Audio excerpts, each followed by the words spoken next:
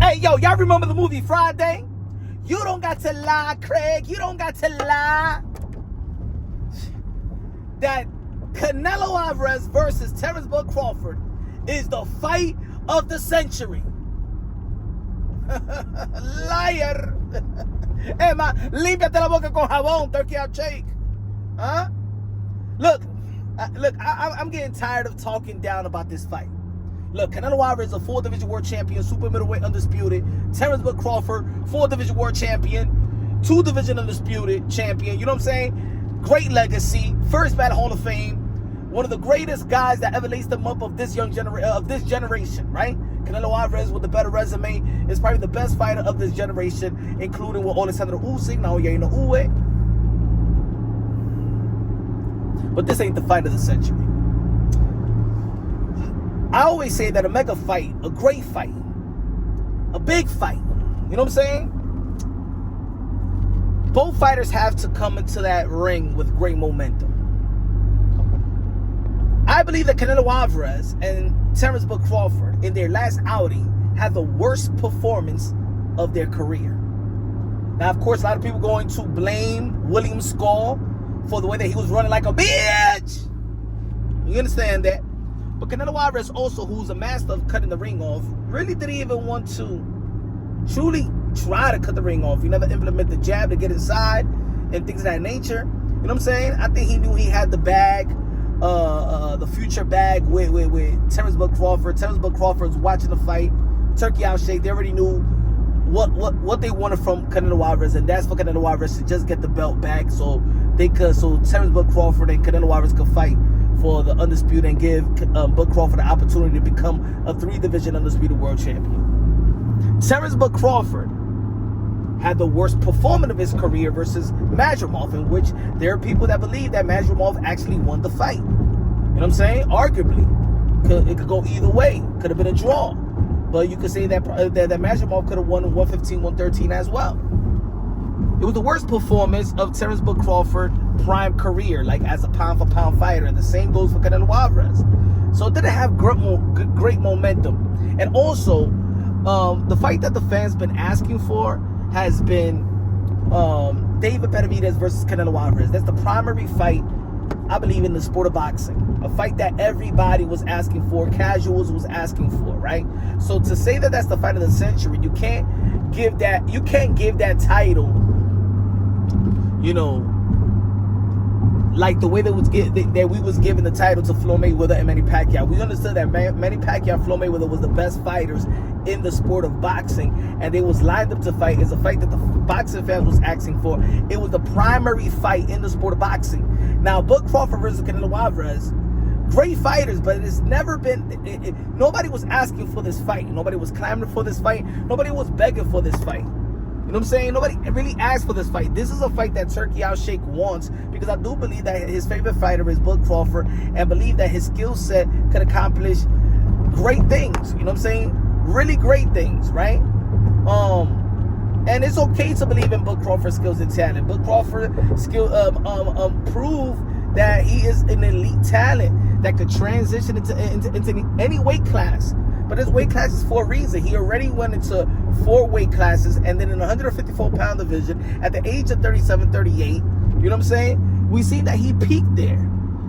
You know, a real boxing mind is not going to say, yo, Bud Crawford, after that performance versus Majramov, I think that you could go up 2 division up and face Canelo Alvarez. You know what I'm saying? That's not being logical. You know? Regardless, yes, on paper, it may look good, but you can't fake the hardcore boxing fans. You can fake the casuals, but not even the casuals asking for this fight. You know what I'm saying? And I think this is the reason why I believe is also a mismatch. But you know what I'm saying? Boxing is full of surprises, and I can't deny that as well. So I just believe that this is not the fight of the century. I don't even think it should be labeled like that. I think that there's other fights that could be great. Now, if you're telling me this is a fight of 2 highly accomplished fighters, or the 2 most accomplished fighters of this generation, yeah, okay. But selling it to this is the fight of the century? No, it's not the fight of the century. The fight of this century could have been what the fans been asking for, Canelo Alvarez versus David Benavidez. This ain't even Canelo Alvarez and Triple G. Come on, man. Like, and I don't even think they even labeled that as fight of the century. You know what I'm saying? Even when Floyd Mayweather fought Canelo Alvarez, he was younger than Bud Crawford. And yes, Canelo Alvarez was real young, not even in his prime. But Bud Crawford's gonna be 38 years old. And I know that age is nothing but a number when you're great.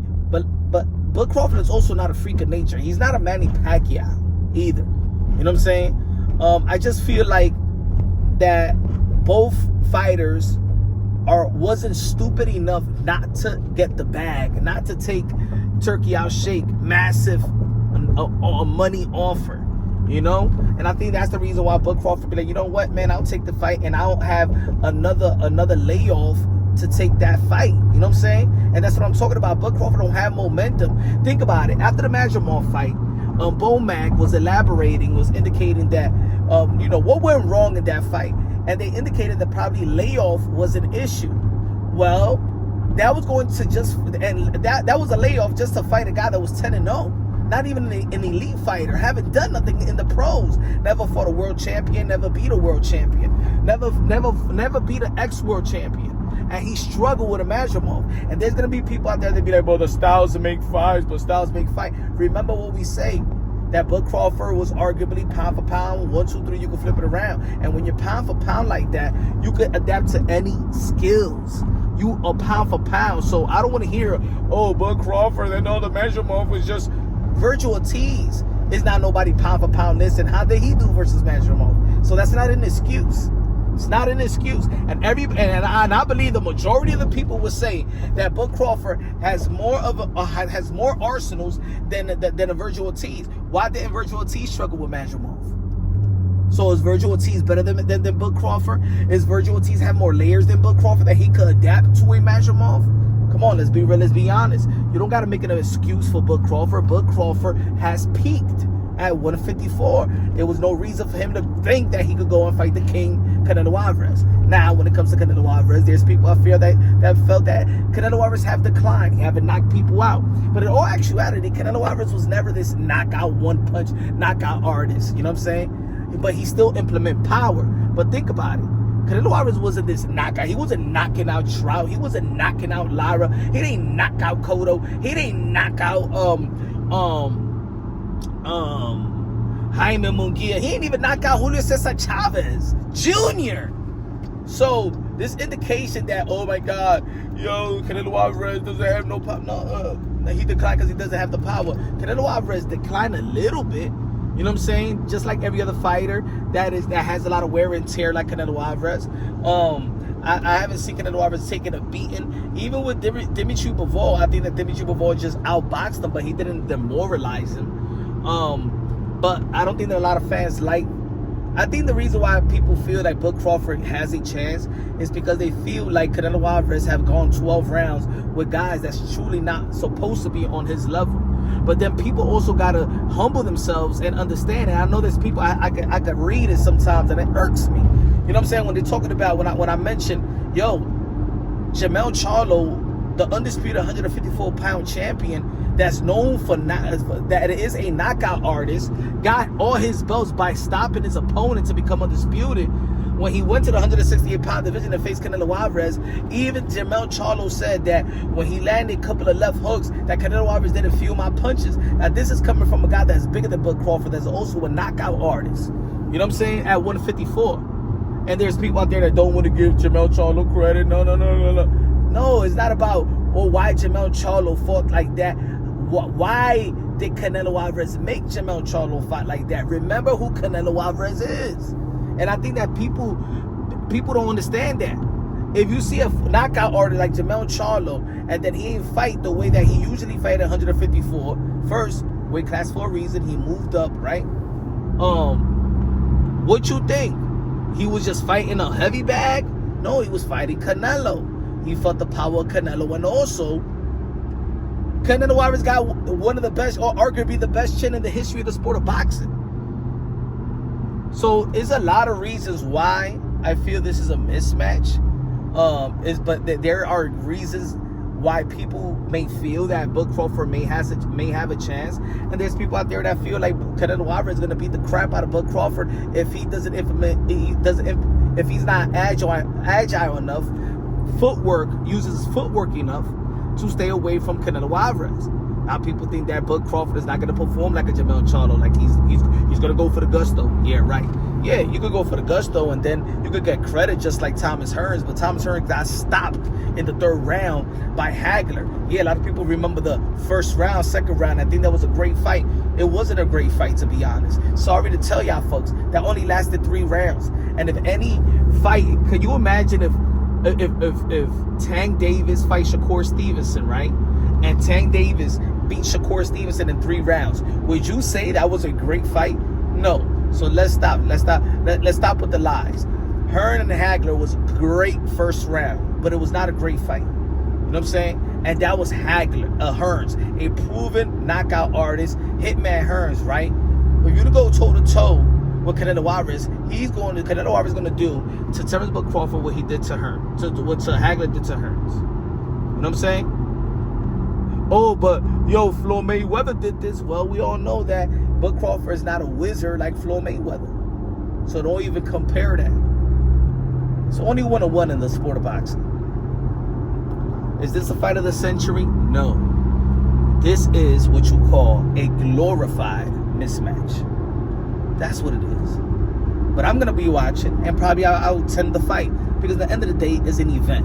And at the end of the day, it brings a lot of eyeballs into the sport that I love. Because I created this channel to preserve the sport of boxing, to preserve the modern day warriors, modern day gladiators, the one that put their life in the line for pure entertainment. Yes, I believe that this fight, why this fight does also irritate me, is because it gives Canelo Alvarez an out not to pursue a fight with David Benavidez. Because I believe after the Edgar Berlanga fight, what was next for Canelo Alvarez? What was next for Canelo Alvarez? David, he would have been, I think his back would have been against the wall and would have taken the David Benavidez fight if you gave him the type of attention and money. I'm talking about Turki Alalshikh. If you presented that type of money that you're presenting for a Bud Crawford, I think that Canelo Alvarez would have taken it. But I think that Turki Alalshikh truly just worked hard to get Canelo Alvarez for Bud Crawford, but not for David Benavidez. And that's what irritated me and certain fans as well. You know what I'm saying? I think a Bud Crawford at 154-pound division, if we seen Virgil Ortiz perform like that versus Madrimov, the best fight would have been Bud Crawford versus Virgil Ortiz. Or even Bud Crawford versus Jermell Charlo. That's realistic and that's great fights. And also passing of the torch fights, right? That we could see boxing move forward. If Canelo Alvarez fight David Benavidez and David Benavidez beats Canelo Alvarez, then we go into a new era of a new era. You know, and I think that Mexicans still would have been proud of Canelo Alvarez for giving another fellow Mexican a chance.